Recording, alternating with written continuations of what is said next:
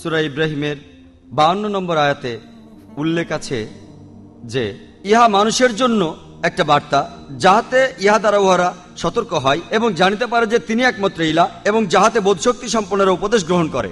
কোরআন বলছে তারা বুঝে শুনেই বিশ্বাস করুক।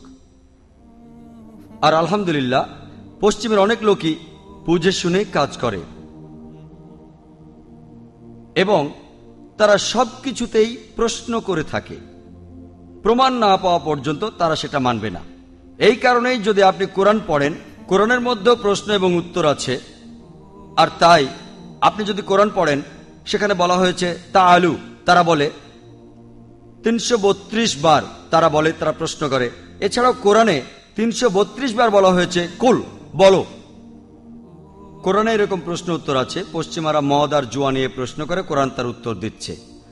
তারা নতুন চাঁদ নিয়ে প্রশ্ন করে, আর কোরআন বলছে কুল, শুরু হয়ে যায়।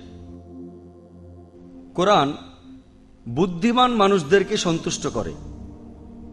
আজকের দিনে পুরো পৃথিবী, বিশেষ করে পশ্চিমা বিশ্বের লোকেরা, তারা খুবই ব্যস্ত থাকে।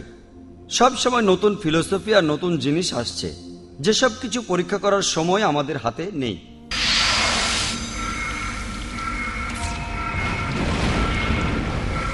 পশ্চিমা বিশ্ব এবং পুরো পৃথিবী এখন খুব ব্যস্ত। এখন যদি আপনি নতুন কোনো থিওরি নিয়ে আসেন বা নতুন হাইপোথিসিস অথবা নতুন কোনো ফিলোসফি, প্রথমেই তারা চেষ্টা করবে যে কোনো উপায়ে আপনার থিওরিকে ভুল প্রমাণ করা যায় কিনা, অথবা কোনো উপায়ে আপনার ফিলোসফিকে ভুল প্রমাণ করা যায় কিনা। এটাকে বলা হয় ফলসিফিকেশন টেস্ট।